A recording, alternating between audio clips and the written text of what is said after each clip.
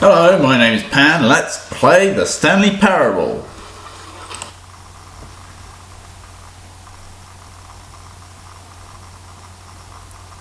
And is never the end, is never the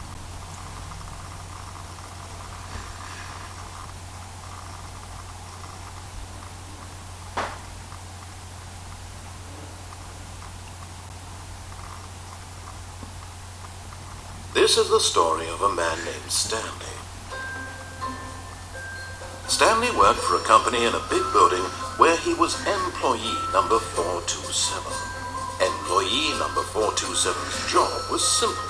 He sat at his desk in room 427 and he pushed buttons on the keyboard. Orders came to him through a monitor on his desk, telling him what buttons to push, how long to push them, and in what order. This is what employee 427 did every day of every month of every year. And although others might have considered it soul-cooking, Stanley relished every moment that the orders came in, as though he had been made exactly for this job. And Stanley was happy. And then one day, something very peculiar happened. Something that would forever change Stanley.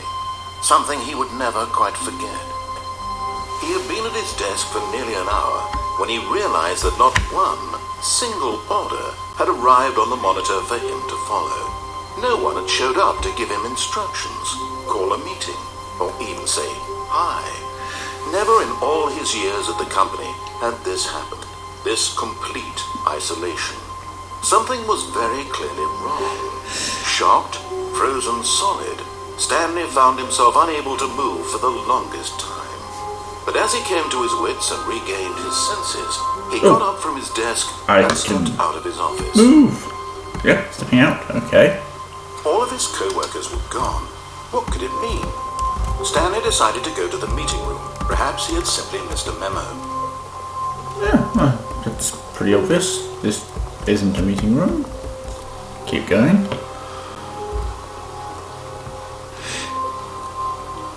When Stanley came to a set of two open doors, he entered the door on his left. Okay.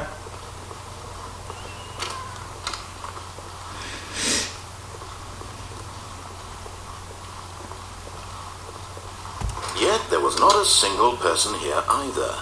Feeling a wave of disbelief, Stanley decided to go up to his boss's office, hoping he might find an answer there. Stanley stepped into the broom closet, but there was nothing here, so he turned around and got back on track. Always good to check everywhere. Coming to a staircase, Stanley walked upstairs to his boss's office. Oh, boss's offices are always going to be upstairs. Because they like to be in the highest room. We appear to live in a void. Odd. Ah, there we go. Stepping into his manager's office, Stanley was once again stunned to discover not an indication of any human life. Shocked, unraveled, Stanley wondered in disbelief who orchestrated this. What dark secret was being held from him? What he could not have known was that the keypad behind the boss's desk guarded the terrible truth that his boss had been keeping from him. And so the boss had assigned it an extra secret PIN number, 2845. But of course, Stanley couldn't possibly have known this. Stanley simply began entering random codes into the keypad, knowing full well the sheer statistical unlikelihood that this would ever result in a correct combination. If he knew that the combo was 2-8, yet incredibly, by simply pushing random buttons on the keypad, Stanley happened to input the correct code by sheer luck. Amazing. He stepped into the newly opened passageway. Seamless.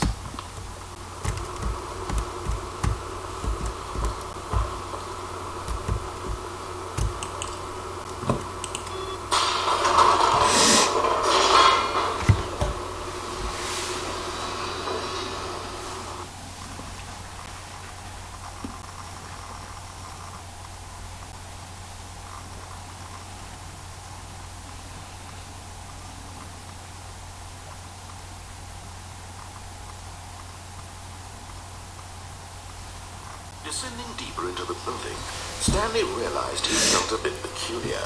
It was a stirring of emotion in his chest, as though he felt more free to think for himself, to question the nature of his job.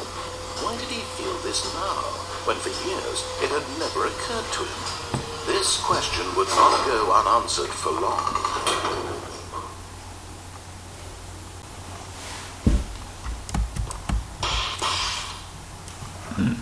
Torch would be nice here.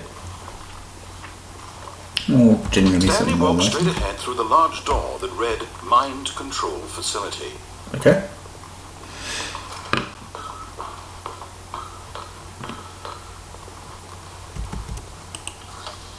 The lights rose on an enormous room packed with television screens. What horrible secret did this place hold? Stanley thought to himself. Did he have the strength to find out? Looks like a particular film.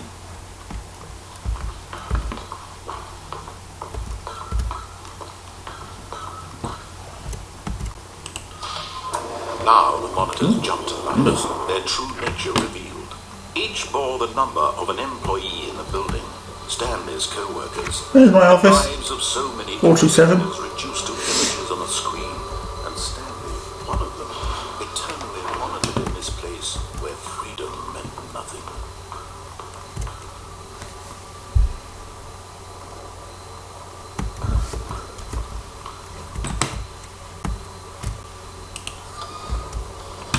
This mind control facility, it was too horrible to believe. It couldn't be true.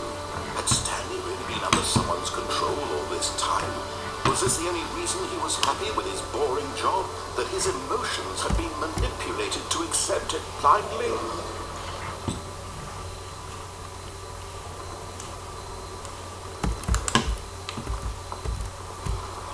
No. Guess we're going up. He refused to believe it. He couldn't accept it. His own life in someone else's control?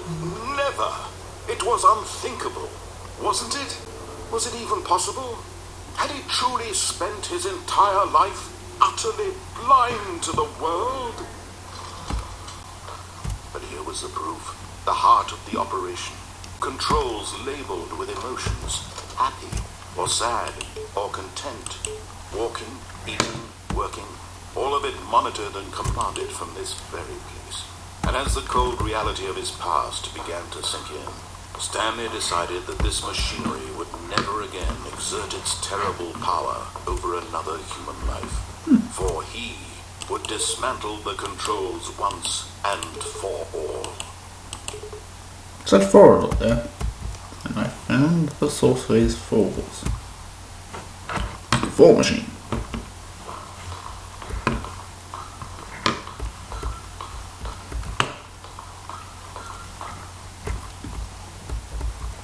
Ooh. Bit of redness. I'm scared. Run. Big red button. Big red button. Big red button. I can't press. I can't click on the big red button. Aww. That's evil. Give me a big red button I then can't push. 5. Ooh. I'd love a screen that big.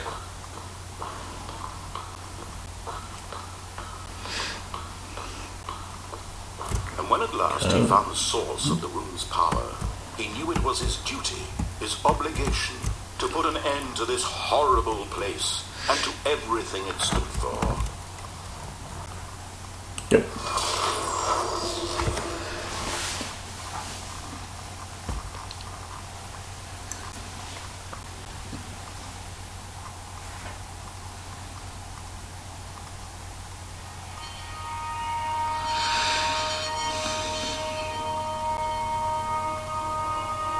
Blackness and a rising chill of uncertainty.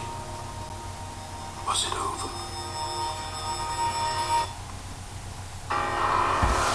Yes. He had won. He had defeated the machine. Unshackled himself from someone else's command. Freedom was mere moments away. And yet, even as the immense door slowly opened, Stanley reflected on how many puzzles still lay unsolved. Where had his co-workers gone?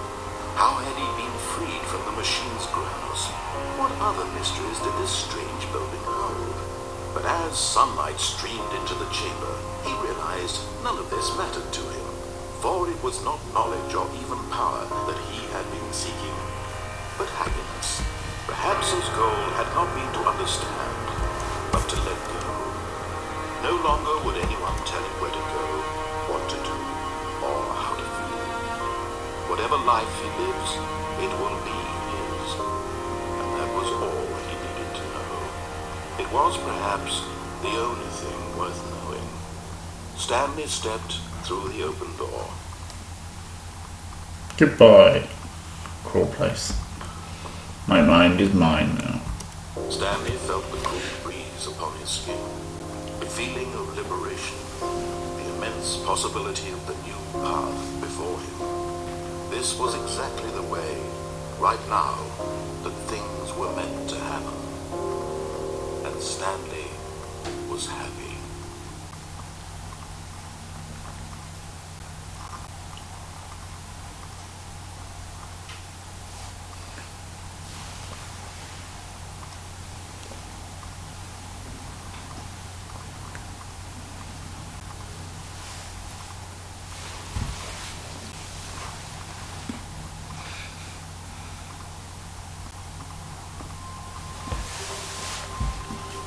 So,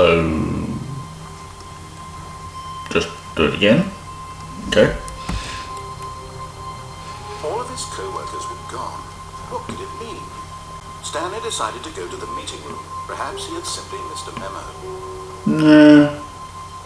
The meeting room's quite boring. When Stanley came to a set of two open doors, he entered the door on his left. Nope. Not the correct way to the meeting room, and Stanley knew it perfectly well. Perhaps he wanted to stop by the employee lounge first, just to admire it. Yeah, I need a drink. Ah, yes, truly a room worth admiring. It had really been worth the detour after all, just to spend a few moments here in this immaculate, beautifully constructed room. Stanley simply stood here, drinking it all in.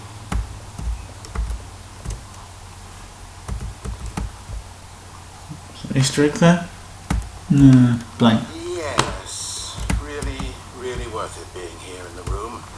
A room so utterly captivating that even though all your co-workers have mysteriously vanished, here you sit looking at these chairs and some paintings. Really worth it. What? Oh, people. Stanley's obsession with this room bordered on creepy and reflected poorly on his overall personality. It's possible that this is why everyone left. Coffee nut. Stanley sat around waiting for more dialogue, but when a long time had passed and there was no more, he decided that the game was trying to send him a message. Oh, I want more of this dialogue.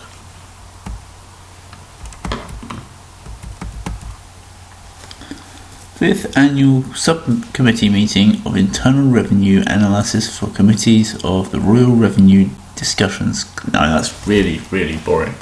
I'm getting out of here.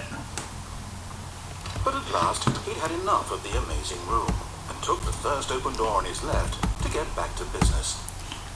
No.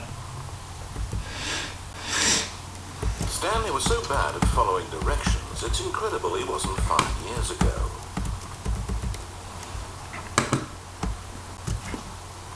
Wilson, do not lie. If you are lying right now, stop. I'm a bag of cheese. Look,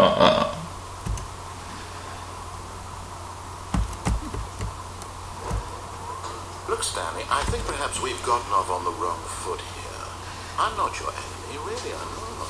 I realize that investing your trust in someone else can be difficult, but the fact is that the story has been about nothing but you all this time. There's someone you've been neglecting, Stanley. Someone you've forgotten about. Please, stop trying to make every decision by yourself. Now, I'm not asking for me, I'm asking for her. This is it, Stanley. Who's she? Your chance to redeem yourself. To put your work aside. To let her back into your life. She's been waiting. That's her, Stanley. You need to be the one to do this. To Wait, reach out what? to her. If you can truly place your faith in another, then pick up the phone. That phone is plugged into the wall. There is no telephone cable. Just straight into the wall. That's weird. But a ringing phone must always be answered. It's quite rude, really, if you think about it. It's talk to me now, talk to me now, talk to me now. Oh, Stanley, is that you? Yes, sweetie. Sorry to keep you waiting. I'm just pouring the bread out of the oven. All right. Okay, there we go. All right, now, I want you to come in and tell me all about your day. Gotcha. Oh, come on. Did you actually think you had a loving wife who'd want to commit their life to you? I'm trying to make a point here, Stanley. I'm trying to get you to see something. Come inside. Let me show you what's really going on here. Nope. Sorry. No! My story. Let me go! Wait, 45. 46. Oh. So I'm employee 427 and I live in apartment 427. Right.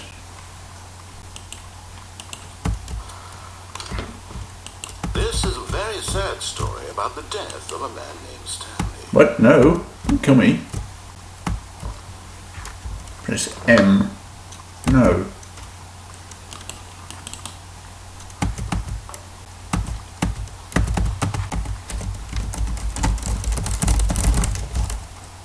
Stanley is quite a boring fellow.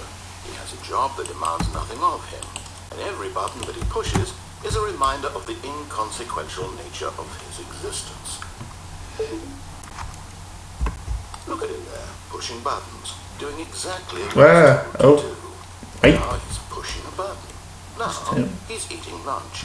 Now he's going home. Now he's coming back to work. One might even feel sorry for him, except that he's chosen this life.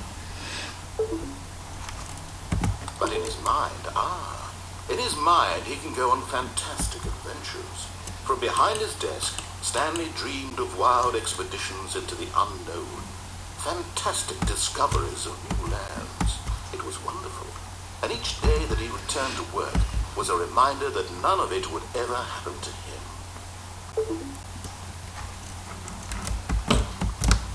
Looks like TV. Let's watch it. And so he began There's a clock. to fantasize about his own job. First, he imagined that one day while at work, he stepped up from his desk to realize that all of his co-workers, his boss, everyone in the building had suddenly vanished off the face of the earth. The thought excited him terribly. So he went further. He imagined that he came to two open doors and that he could go through either. At last, choice. It barely even mattered what lay behind each door. The mere thought that his decisions would mean something was almost too wonderful to behold. As he wandered through this fantasy world, he began to fill it with many possible paths and destinations. Down one path lay an enormous round room with monitors and mind controls. And down another was a yellow line that weaved in many directions. And down another was a game with a baby. And he called it the Stanley Parable. 8. It was such a wonderful fantasy, and so in his head he relived it again, and then again, and again, over and over, wishing beyond hope that it would never end, that he might always feel this free. Surely there's an answer down some new path, mustn't there be? Perhaps if he played just one more time. I There love is you. no answer. Let's How can go. there possibly be? In reality, all he's doing is pushing the same buttons he always has. Nothing has changed. The longer he spends here, the more invested he gets. the more he forgets which life is the real one. Just going to restart the game, isn't it?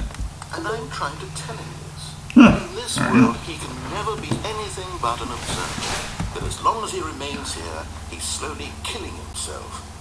But he won't listen to me. He won't stop. Here, watch this. Stanley, the next time the screen asks you to push a button, do not do it. Okay. I won't do it.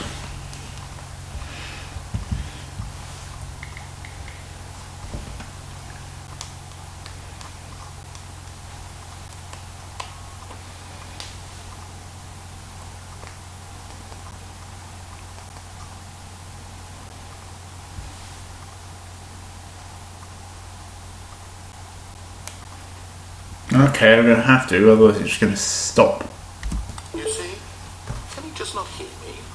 How can I tell him in a way that he'll understand that every second he Back in the office. he's electing to kill himself? How can I get him to see what I see? How can I make him look at himself? Mirror? I suppose I can't. Not in the way I want him to. But I don't make the rules. I simply play to my intended purpose, the same as Stanley. We're not so different, I suppose. I'll try once more to convey all this to him. I'm compelled to. I must. Perhaps, well, maybe this time he'll see. Maybe this time. And I tried again. And Stanley pushed a button. And I tried again. And Stanley pushed a button. And I tried